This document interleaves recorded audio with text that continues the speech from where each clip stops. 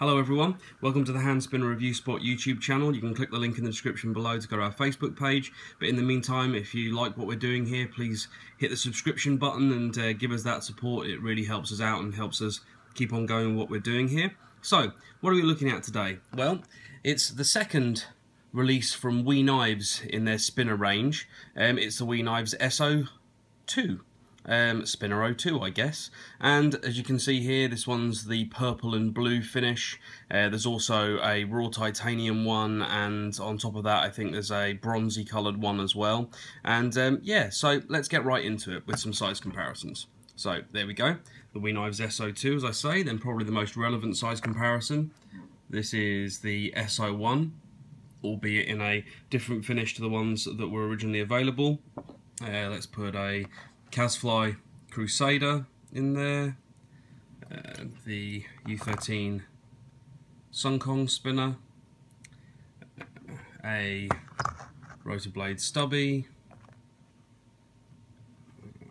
I've also flat top, doing a lot of bar spinners, and I should probably be doing some tries considering it's a try design.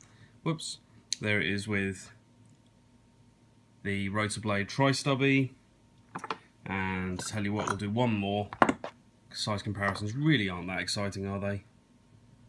There we go, next to the Turnian.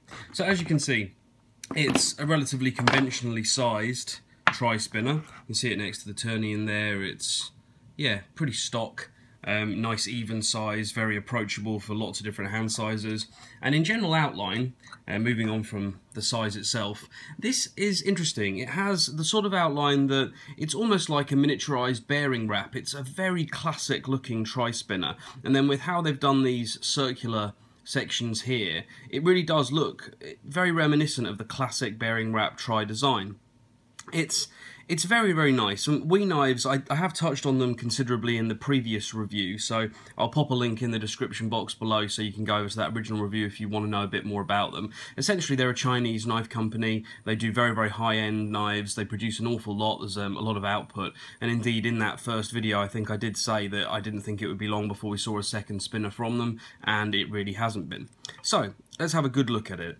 As you can see, it has the kind of typical WE Knives anodizing. They're well known for their kind of brightly coloured anodizing work. This is all titanium.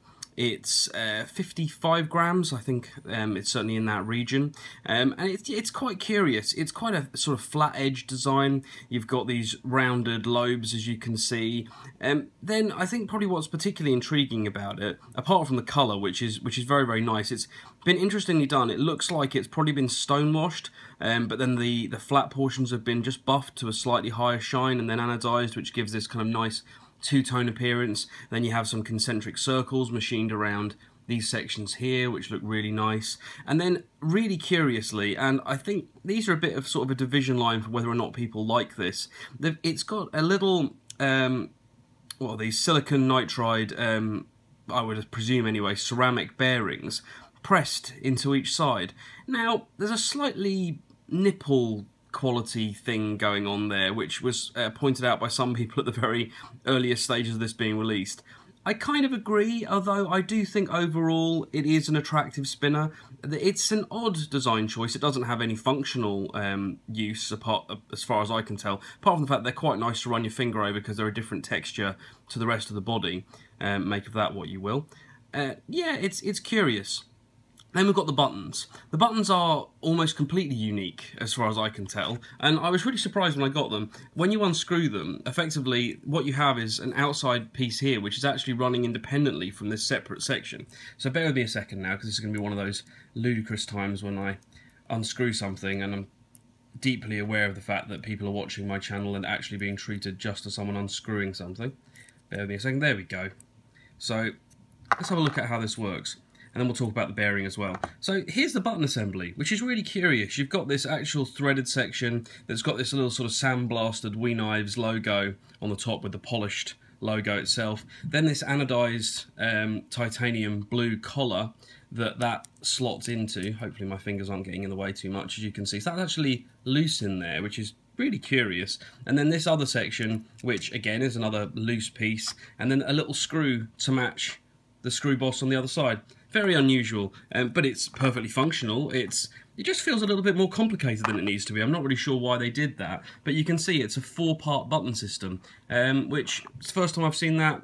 It's no real problem, but there you go. Anyway, I'm waffling, so let's get on with this. This is the same flanged bearing that they used in the S02. This one I've actually de-shielded, and I did actually have an idea that this would be a cageless bearing on the inside, but I was completely wrong about that. There is actually a cage, or at least if this is anything to go by, there's a cage in there.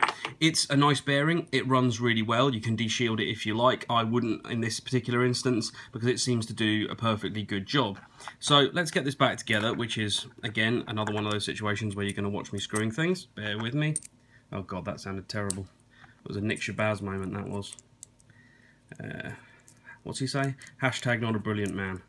It's about right, I think. Ugh, you see what I mean? It's just a bit more fiddly than it needs to be, so maybe there we're touching on a downside. Right, 5 minutes in, actually 6 minutes in, we'll finally get to the spin performance. Almost swore there. So, right, it spins beautifully. It's really, really good. This, I was very impressed with the original one, although it was an extremely light spinner. At 56 grams, even though this is titanium, because there's quite a hefty mass to this. It's not a tiny spinner, as you can see. There's a bit of body about it. It spins really, really well. I've had well over 3 minutes out of it. I'm sure you could get it past 4. It fidgets really nicely because it's quite light and easy to handle.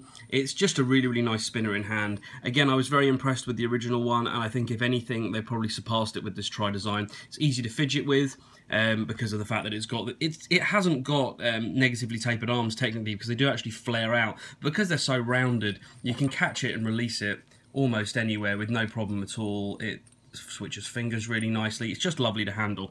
On top of that, it's got a lovely fin. I mean, I don't know whether you'll be able to pick it up in the camera, but it looks great when it's spinning because of the colours that you have here. They kind of shoot around and create a really nice show. It's quite hypnotic. It's a lovely spinner, and I think as the lower end Chinese stuff goes, this really wipes the floor with so many of them. It's very, very good. As you can see, it's very smooth and stable on a single finger, and it's smooth in the movement as well, as you'd expect from a tri-design.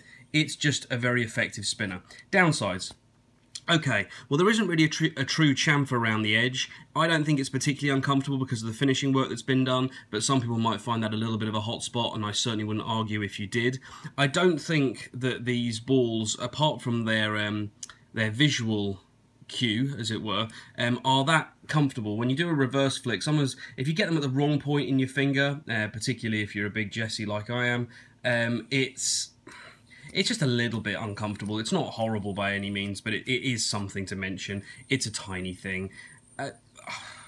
There's those buttons which are multiple parts. Do they need to be? You'd have to ask Wee Knives about that. I'm really not sure.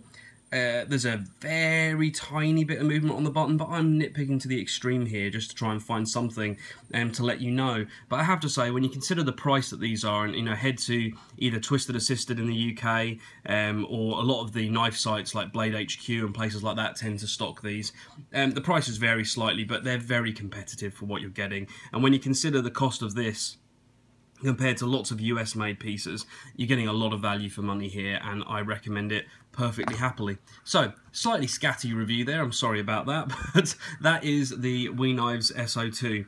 Very nice spinner, easy to recommend. If you like the look of it, go for it. Thanks very much, guys. Catch you at the next review, something like that. Catch you soon. Take care. Bye-bye.